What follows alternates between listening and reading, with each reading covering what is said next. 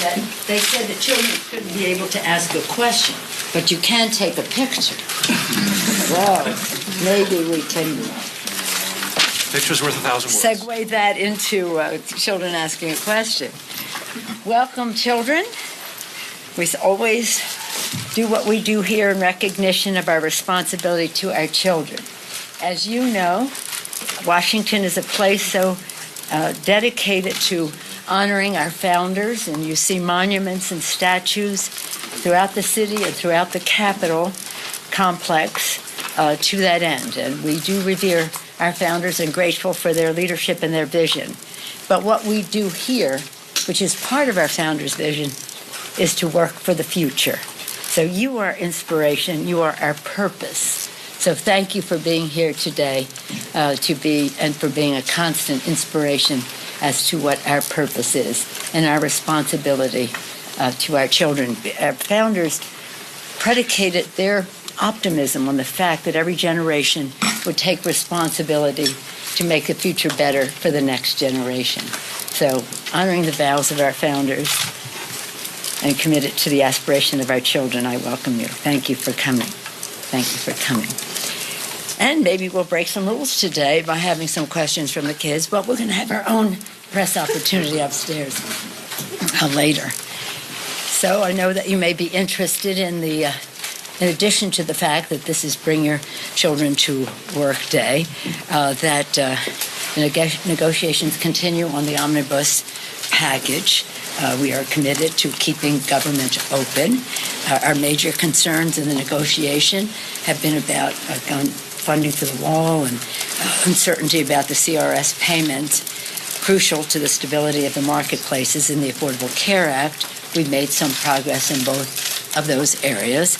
More progress, though, needs to be made on some of our priorities, and we continue to be concerned about the poison pills riders that are still in legislation, including those that undermine a woman's right to comprehensive health care, undermine Dodd-Frank's protections for American consumers, including the Consumer Financial Protection Bureau, and overhauling the fiduciary rule, which undermines the commitment that we have to investors, especially seniors, so that the person advising them is operating in their interest. So these are all rules that, again, are not in the interest of protecting consumer and individual rights that we are fighting. As you all know, Saturday's the big day, the 100th day of the Trump administration, 100 days of broken promises to working people, 100 days of handouts to the wealthiest people in our country. All this week, House and Senate Democrats have been leading daily actions highlighting the stark reality of President Trump's conduct. Some people have asked me what grade would I give him. We could take it subject by subject. Broken promises on jobs and infrastructure. F. We haven't seen a jobs bill. We haven't seen an infrastructure bill for all the talk. F. Broken promises on America's health care. F minus. Because that truly, well, I'll go more into that later as to why F minus. Broken promises to drain the swamp, stacking the deck in his cabinet with lobbyists. He said he was going to fire Wall Street, and yet, he's hired them into his cabinet against the interest of the public, dismantling net neutrality that will chill competition, hurt consumers, and punish entrepreneurs, destroy the openness and dynamism of the internet. Every place you look, you will see something that undermines openness, transparency, consumer rights. And every place you look, you will see, whether it's a health care, a tax bill, or whatever it is, something that extracts money from the middle class to the wealthiest people. Broken promises to working families. So drain the swamp, F2, yeah. Broken promises to working families and promises kept to the wealthy few. That's what he has done. It's every place, attacking clean air, clean water for our children. He said we're going to have clean air and clean water. And what does he do? undermine the EPA, unleashing Wall Street, dismantling Americans' privacy on the internet, as I mentioned, undermining American values. So we were very pleased. Monday we were on the phone with some of you, Chuck Schumer and I, and Chairman Perez, talking about the overarching promises made, promises broken. Each day we've had jobs Monday, Tuesday, healthcare Wednesday. Today, as we speak, maybe it's still going on, draining the swamp led from our side by Elijah Cummings. And then tomorrow, I hope you'll join us, Chuck and I, and other on the broken promises to working families.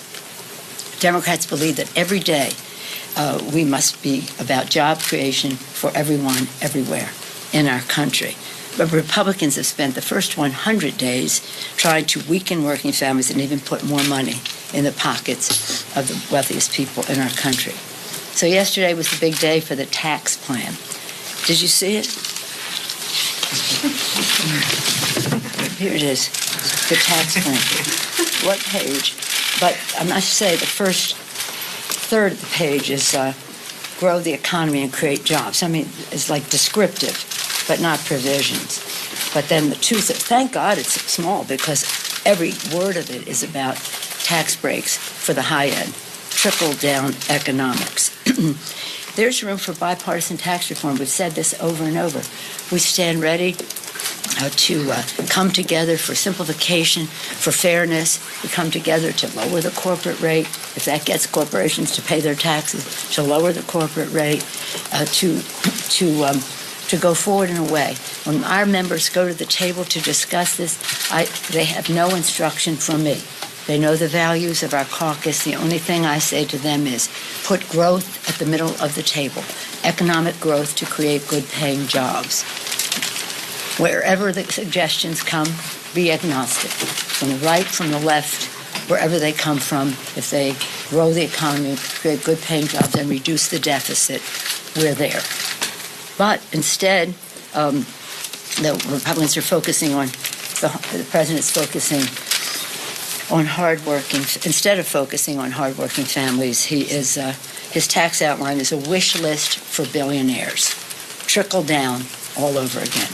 And guess who it's trickling all over?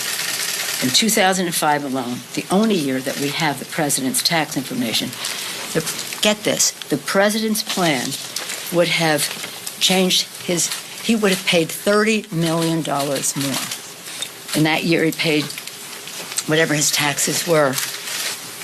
This proposal that he's putting forth would have reduced his tax bill by $30 million. He would be paying $5 million instead of $35 million. The scant handful of specifics overwhelmingly cut taxes for the richest, do little for the middle class and those trying to aspire to the middle class, and could explode the deficit. Are you ready for this? $5.5 trillion. Tax breaks for the rich, same old, warmed over stew of trickle-down economics, all to the advantage of the high end at the expense of working families, and to increase the deficit, $5.5 trillion.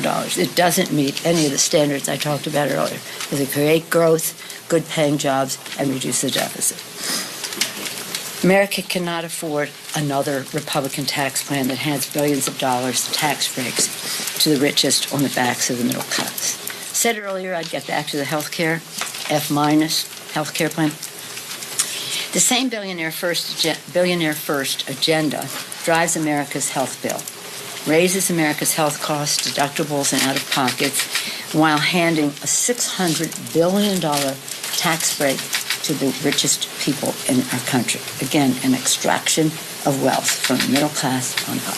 Trump Care, again, means higher cost, 24 million people losing health coverage, gutting key protections, a crushing age tax for those 50 to 64, and stealing from Medicare. And this week, to make matters worse, the Republicans unveiled their plan to make Trump Care even more cruel and more costly. House Republicans' latest version of Trump Care means heart-stopping premium increases for Americans with anything from asthma to cancer, the whole list of diagnoses. Gutting essential health benefits and protections for pre-existing conditions. giving the states the right to withhold coverage for pre-existing conditions, and if they were to get them, they would be so astronomically expensive. And it would enable insurance companies to charge whatever they wanted for them, if they could even get the health coverage that loved ones so desperately need. The monstrous immorality, as I call the Trump care, is perfectly encapsulated in the House Republicans' early attempt. Can you believe this? That they put out a bill the other day that exempted members of Congress' own health coverage from the damage that it would do to everyone else, which in the face of public outrage, they're now backing off of. But the nerve that they would have, they still have in the bill, that insurance companies, executives, can make more money. We had a limitation on what they could deduct for the CEO pay, and they, in this bill, give a bigger break to the executives of health insurance industries, and at the same time exempt members of Congress from the nastiness of their own bill. But again, public sentiment is everything. Thank you, Abraham Lincoln. The public outrage on this is now, I think they're trying to make a change to the bill. Lord knows how many more changes they will make to the bill. What you see in the GOP haste to pass the bill and Trump trying to cram it down in the last 100 days, I think President Trump is really making fools of the members of Congress of his own party. He's asking them to vote for a bill that is wildly unpopular in the country, is the wrong thing to do first and foremost, is going to be doo-doo stuck to their shoe for a long time to come, and with terrible consequences to the American people. So with that, I'd be pleased to take any questions you might have. Yes, sir? That was a pretty long list of indictments on Trump's policy proposals. Yes, is there sir. anything you've seen in 100 days that encourages you, or you think he's learning or getting better? This was a modified list. But time does not permit me to go into detail on all of the other things. Did I say that he promised we're going to rid the world of terrible diseases and then cut $6 billion out of the National Institutes of Health? I barely went into his budget where he promised infrastructure and cut billions of dollars from the Transportation Department. Is there anything that I have seen? On Syria. On Syria? On foreign policy in general, I think that the president is playing with fire when he's talking about North Korea. We have to exhaust every diplomatic remedy as far as our global involvement to keep the American people, for global security, for American security, and for the oath we take, to honor the oath we take. So I would hope that the president would listen to those who are cautioning for being more temperate in his saber rattling in places like that. In terms of Syria, what I said after Syria is we're very sad about those children and families that were affected by the sarin attack. That we have children all over the world. 1.5 million children in the next 6 months alone in Africa will die of malnutrition. Many millions of more will have their growth stunted for lack of food and nutrition. In our own country, 1 in 4 or 5 children goes to sleep hungry at night and lives in poverty. So I'm glad that he was moved by the children of Syria. We all have been. And it would be nice if he would be moved to allow them into the country instead of having a restriction on those refugees from Syria coming into this, especially if they are Muslim. So there's so many inconsistencies, I'm trying really hard to find something positive. I wonder about, although this morning he had 3 tweets, I was thinking he was more of a creature that stalked the night, that these things just came out at night like a vampire. And they tweeted these things, but now it's spread to the morning. So let me think for a while. Yes, sir. Thank you. Will Democrats in the House support a continuing resolution on the government for a week? And when will you determine whether or not that time is going to be used for negotiating a longer deal, or if the leadership is going to be trying to pass their health care bill? Thank you. We had long ago decided that the only reason we would support an extension for these with the CR is if we are ready for the bill, that we have come to agreement and then it's just a matter of writing it up and passing it on the floor of the House and of the Senate. So that is more a period of implementation, not of decision-making. We've been having this debate for a long time. We still have outstanding areas of concern: Puerto Rico, disaster assistance, issues that relate to, well, it's a long list. Do I have the list here? And then we have the poison pills. I don't know if they gave me the poison pill list because you might ask for it, but the poison pill list is still a considerably long list that we have to get rid of. So to your point, our position had been, if we're ready, we'll give it another week to implement.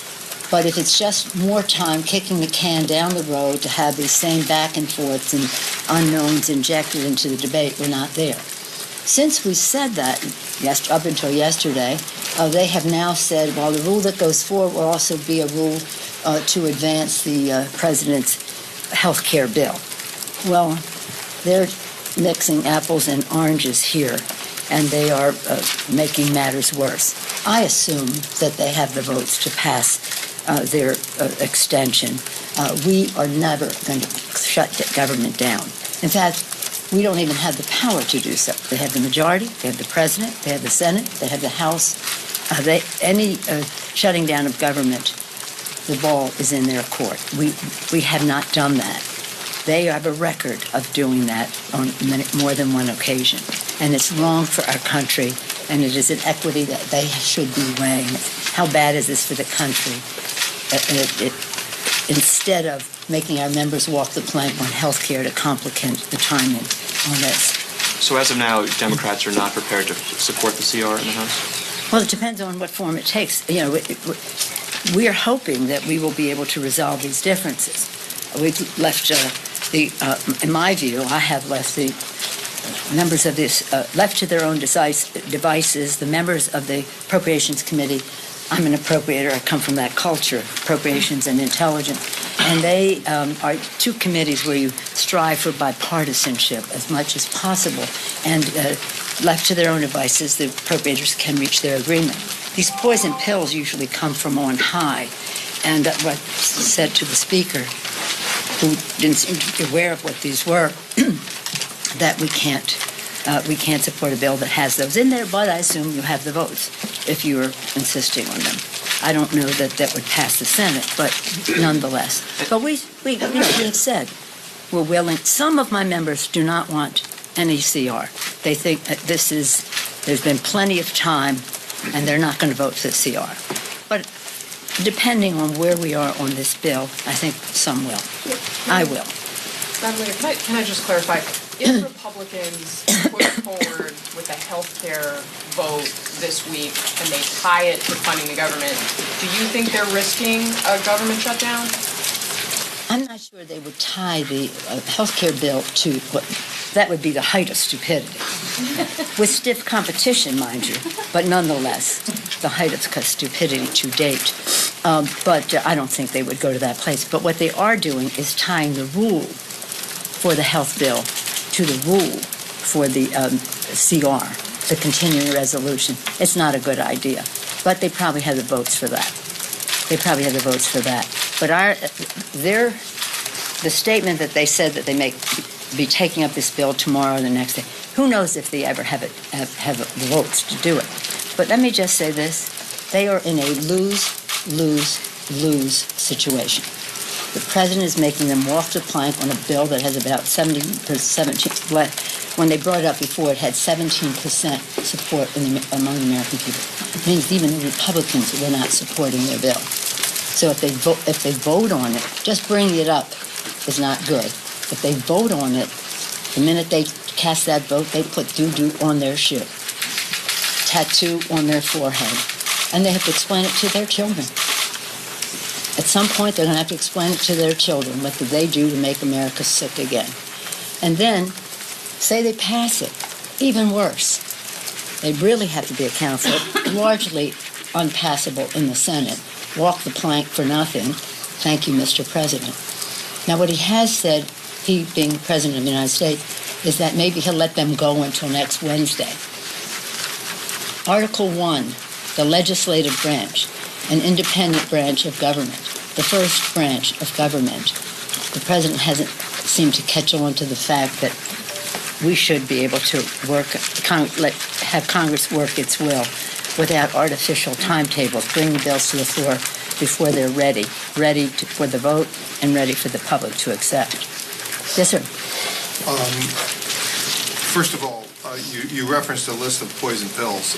No, I didn't. I referenced it. Yeah, I didn't read it. Can we have a copy of that? No, of course not. Are you willing to disclose more detail about what it Well, is? some of them relate to, as I mentioned, overturning the fiduciary rule. Humanizing that means you're an investor. You depend on an advisor to give you advice on how to invest. And under this fiduciary rule, the advisor has a responsibility to advise you in your interest, not in his interest. And you know what? It has a market opportunity. The investment community is thriving on this new fiduciary rule of fairness to the investor. It has built confidence, so it's a good thing. But again, they are a giveaway to their friends, and they would undermining Dodd-Frank with all the vital protections for the American people. They want to take us back. They want to take us back to where we were before the meltdown of our economy in 2008 by eliminating the protections of Dodd-Frank, undermining women's right to comprehensive health care in the world, in terms of the Mexico City policy and the rest of that, to name a few. It goes on: clean air, clean water, you name it. They probably have a poison pill for it. Well, you have more experience in these types of negotiations than some of the people you're dealing with, particularly in the White House. You gave an assessment here talking about how more progress needs to be made, but you didn't really give your judgment as to whether or not you're optimistic that you're I think close or you can get it worked out. And then also, yesterday you were dealing with Mick Mulvaney like in the morning, and then lo and behold, you're dealing with somebody else. Is that what's going on with the people at the White House? You're asking me what's going on with the people at the White think? House? What time of day is it? I mean, nighttime, daytime? Let me say this, and I said here, but let me be clear. Left to their own devices, the appropriators can work this out, unless they get from on high some determination that they have to have certain poison pills in the bill, and then assume they have the votes to pass it on their own. Remember, they have the majority to keep government open, whatever the bill is. Whatever the bill is. So, I'm optimistic that we can. I always have been optimistic about it because, again, I have confidence in the appropriators want to do the right thing by the American people, and they understand each other's priorities, and they understand the limitation of resources that the competition for funds demands. So, yes, I dealt the night before with, I thought, with goodwill, with Director Mulvaney, and then he said I was going to shut down government. Well, first of all, I don't have the power to shut down government. I wouldn't do it. It's not in my value system. I've bailed them out a number of times so that they didn't shut down government. But he, of all people, should be talking about shutting down government. He was one of the ringleaders of shutting down government when it was shut down for 17 days. You remember? He was one of the ringleaders, and he was one of the scores of Republicans who voted to keep government shut down after the 17 days, and the public outcry was such that Speaker Boehner brought the bill to the floor, and we supported their immoral number that they had in the budget. But to open up government, we were willing to do that. But and so he's been a champion on shutting down and keeping government shut down, and by the way, not lifting honoring the full faith and credit of the United States of America. But nonetheless, we had a pleasant conversation. He's a former colleague. I wished him well, and I thought we had an understanding, except he made his statement. But lots of times, because you asked about the White House, and I'm going to have to go. When they say something about us, they are projecting their own views. Like the president is saying something, I don't know what he's saying today because He's saying so many different things, some of them contradictory. But always, when he's saying something, he's saying, this is what I would do. He's projecting his own bad intentions onto other people. But he doesn't know what our commitment is to the American people, and we would not resort to his standard of performance. Yes, sir. Madam Speaker, excuse me, Madam Leader, there is a PowerPoint presentation prepared by Republican leadership in the House Appropriations Committee, distributed to Republicans, describing how they can get earmarks, their own earmarks, into bills without raising red flags.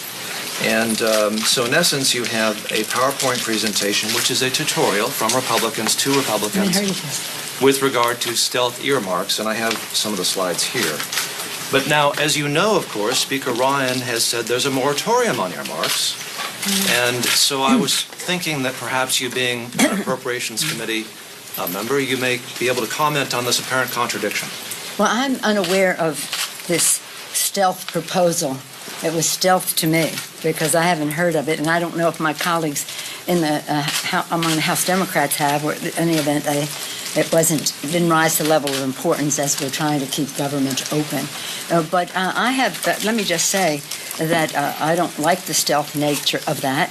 I have, when I was Speaker, did not reject legislatively designated projects as long as they were transparent, that they were put on line days in advance, identified as to who was putting it forth, and that it was restricted to projects for cities and counties, etc., the areas that people represent, but not for a corporation or something, unless it was something that dealt with national defense and the Defense Department was asking for it.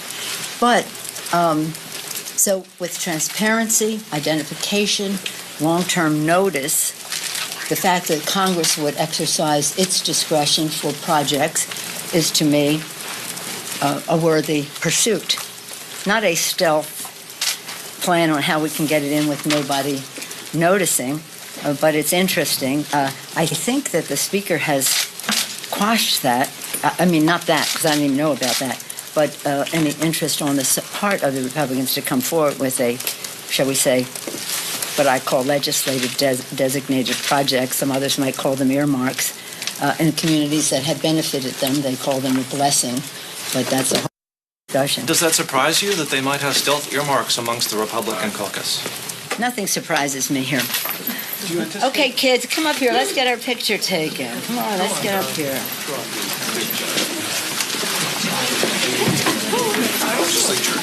Show us your picture.